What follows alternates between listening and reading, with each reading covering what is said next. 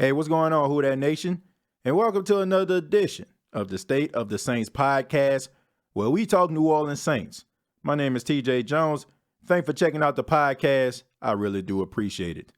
On this edition, we will be breaking down the AFC and NFC championship games, and I will be giving my prediction on how I feel those games are going to go. But first, we got to talk about some news that involved the New Orleans Saints. And first, we got to talk about the Los Angeles Rams coach, Sean McVay. Now, Sean McVay was talking to a reporter, and he said that the last time that the Rams played the Saints in week number 9, the crowd noise inside of the Superdome did not affect what they were doing. Now, this is a huge slap in the face to the Who Dat Nation, in my opinion, because everybody knows about the Superdome and the crowd noise. It has been well documented by some of the NFL greats like Michael Irvin and Deion Sanders, a guy who played for the Falcons, and he talked about how loud the Superdome can be. But Sean McVay said it didn't faze his team at all. Now, normally I probably would say that Sean McVay was full of baloney, but I got to be honest with you, man. The Rams were down 35-17 in this game, and they came all the way back to tie the game. So what I did was, thanks to DVR and DirecTV, I went back and I watched this game, man. I watched the first half of this game, and I saw that the crowd was really, truly involved in this game. When I seen that Alex Anzalone caught that interception and the Saints really looked like they were going to put their foot on the neck of the Rams, the crowd kind of got out of it in the second half, because I think that the crowd was there, but they wasn't as enthused because they thought that the Saints had the game pretty well in hand. And then finally, when the Rams started to catch up, that's when the crowd started to get into it. I also believe that that was a regular season game. Okay, that was a regular season game, and it's completely different. The Superdome is a completely different beast in the postseason. And I know this from personal experience, man, because I had the pleasure of going to the Saints playoff game where they played the Rams and they won their first playoff game. I was at the game. Y'all remember that game where the great Jim Henderson, man? First off, I miss Jim Henderson, but y'all remember when Jim Henderson was like, Hakeem, drop the ball. Hakeem, drop the ball. The Saints pick it up. The Saints are going to win. There is a God after all. Y'all remember that? I was at that game, man. And that crowd was loud, man. And I remember the Saints went up in that game, and that crowd was going crazy, man, because everybody wanted to see this team win. Championship game, it will be no exception. This crowd is going to be absolutely crazy. I don't know what Sean McVay was thinking when he said this. You do not rile up the Who Dat Nation and question their ability to get loud. Coach Sean Payton talked to the media, and the media asked him about Sean McVay's comments. And this is what Sean Payton said. Now, for all those people that are listening to the podcast that are going to the game, I need you to pay close attention to this soundbite that I'm about to play, because Sean Payton gave the instructions on what he feels the Saints fans that are going to the NFC championship game need to do to bother the Los Angeles Rams. I think what's important for our fan base is understanding when that crowd noise needs to begin differently this week than normal weeks. That crowd noise needs to begin prior to 15 seconds left on the, that crowd noise needs to begin, just as that last play finished. And look, you get 65, 70 snaps of that crowd noise earlier than normal and louder than normal. It's difficult. Do you hear that, Who Dat Nation? Sean Payton said that he needs this crowd to be fully involved, not just when 15 seconds are left on the clock. What Sean Payton is saying to the Who Dat Nation, that after the Rams run an offensive play, you still need to be loud. He wants these guys to not be able to think offensively. Don't just wait to 15 seconds.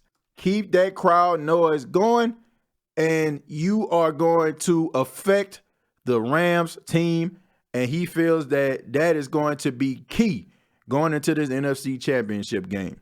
Now, if the Saints do win this game, of course, they will be going to Super Bowl 53. And we all know that Super Bowl 53 will be played in Atlanta, Georgia. Now, we all know who plays in Atlanta, Georgia.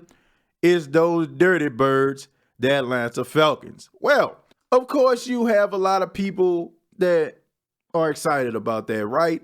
We get to go to the Super Bowl if we beat the Rams, and we get to play in Atlanta, in Mercedes-Benz Stadium, where the Falcons play. And we in the Who Dat Nation are really excited about that. And not just us in the Who Dat Nation, but of course in the AFC as well. You got Chiefs fans and Patriot fans. They're really looking forward to playing in Mercedes-Benz Stadium. But Atlanta Mayor Keisha Lance Bottom was asked about who she would like to see play in Super Bowl 53, and this is what she said. If you had two teams to pick, are there any two teams that you would like to see come down here and their fans come travel to Atlanta? Just anybody other than the Saints. I know there's going to be a bounty on my head for saying that, but if it can't be the Falcons, then hey, as long as it's not the Saints, then I'm happy. Anybody but the Saints. Anybody but the Saints. The hate is real in Atlanta, man. Atlanta does not want to see the Saints in the Super Bowl, man. Wow. Now, I apologize, Atlanta. As a card-carrying member of the Who Dat Nation, I apologize. I apologize to Atlanta Falcon fans everywhere. I apologize on behalf of your team who wasn't good enough to even make the playoffs. Yes, Atlanta, I'm sorry. I'm sorry that Dan Quinn can't find an offensive coordinator to save his mama's life. I'm sorry that Matt Ryan is suspect at quarterback. And I'm sorry, very sorry that the Saints beat you all twice this season. I'm also sorry, Atlanta. I'm also sorry that you had a 28-3 lead on the New England Patriots in the Super Bowl and lost. Seriously, Atlanta, I'm sorry. I'm sorry that the Saints are good. I'm sorry that the Saints are 13-3, and I'm sorry that the Saints are NFC South champions, something you all haven't been in quite some time. But I mean, I understand where she's coming from at the end of the day. I mean, she's a Falcon fan. I mean, the Falcons don't want to see the Saints be great, but too bad, okay? Because if the Saints end up beating the Los Angeles Rams, trust and believe, Saints fans are going to be in Atlanta, and they're going to be deep, okay? People are booking hotel reservations as we speak. A little bit premature, but hey, I ain't mad at you. And that is your Saints news. And now, ladies and gentlemen, it is time. It is time to predict who is going to represent the NFC and AFC in Super Bowl 53. So without further ado, somebody hit that ESPN music real quick. Yes, sir. The first game, the AFC Championship game.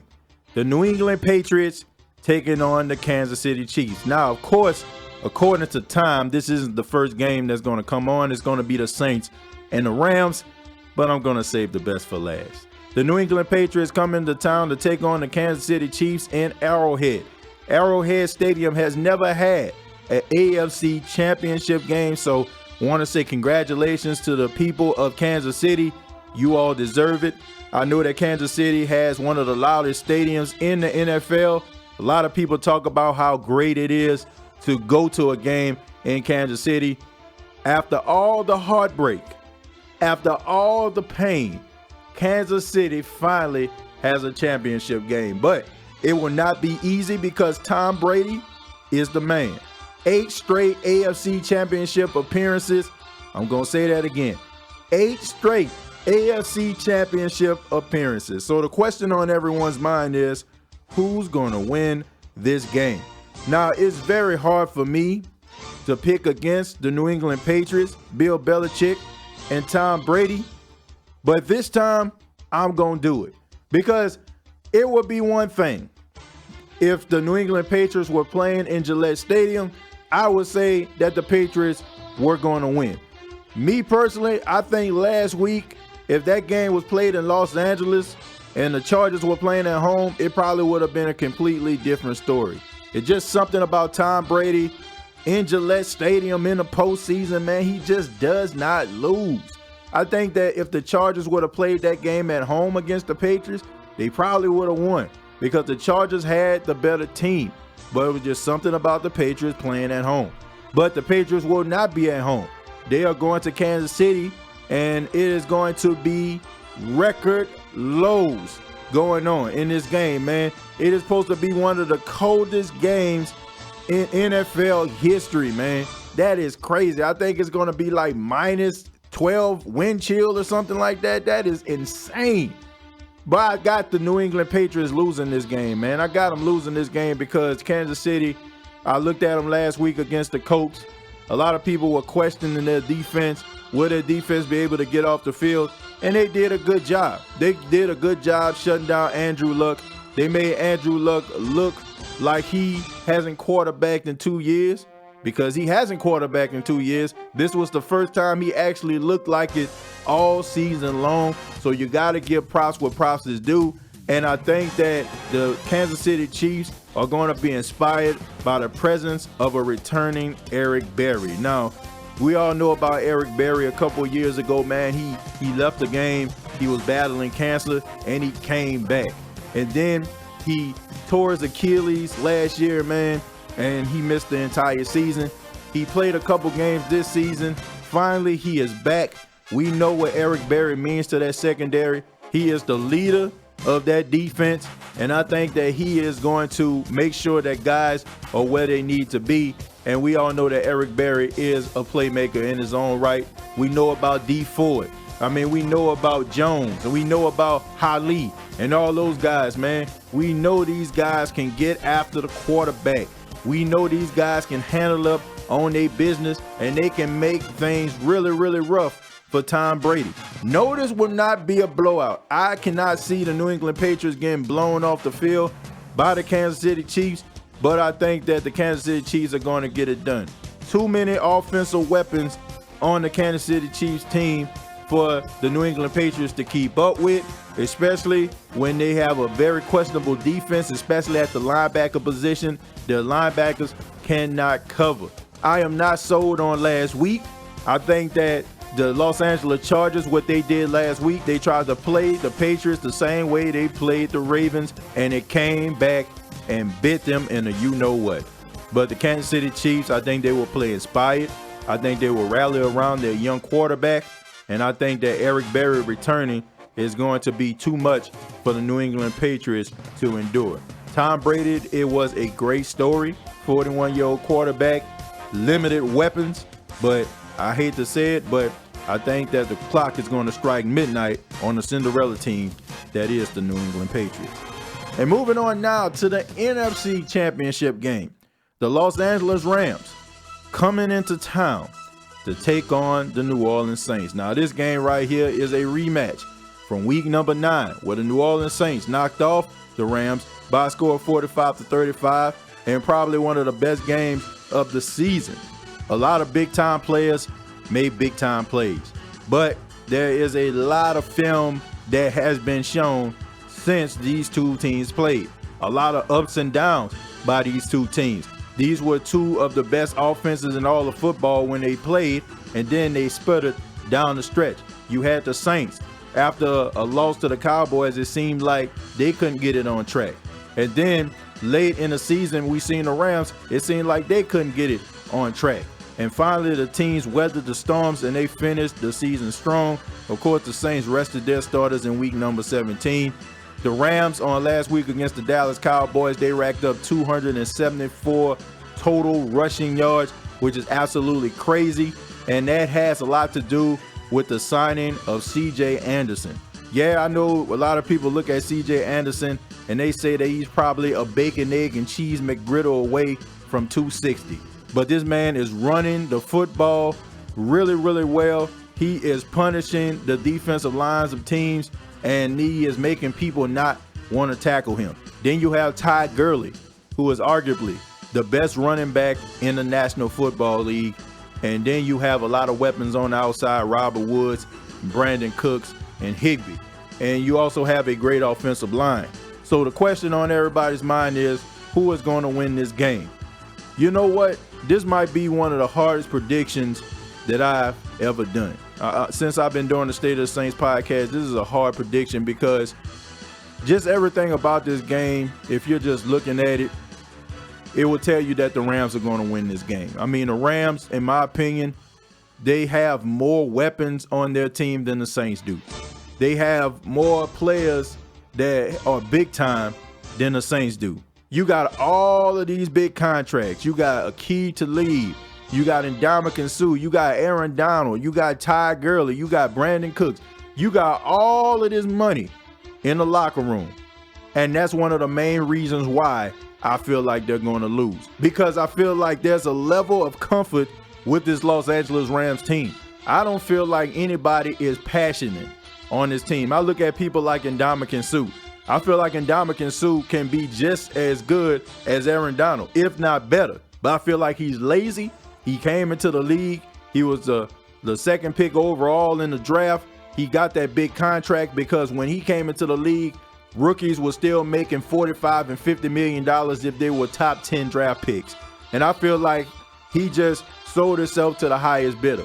He plays when he wants to. And I don't feel like he has the passion. I think he cares more about money than he does about championships. And nothing's wrong with caring about money, but the overall goal is to be successful. The overall goal is to go to the Super Bowl and cement your legacy as being the absolute best at your position. And I don't feel like he has it. I look at people like Brandon Cooks. Like Brandon Cooks when he was in the Saints uniform. I really did. I enjoyed Brandon Cooks. He had the speed and everything. But yards after the catch, he didn't have. To make a player miss, he didn't have. And if you jam him at the line of scrimmage, you can shut him down. Ty Gurley, I look at the Saints. If you allow Ty Gurley and CJ Anderson to go off, you deserve to lose this game. If I am the Saints, I am stacking the box and I am daring Jared Goff to beat me. I'm saying, Jared Goff, you were the #1 pick coming out of Cal in the NFL draft.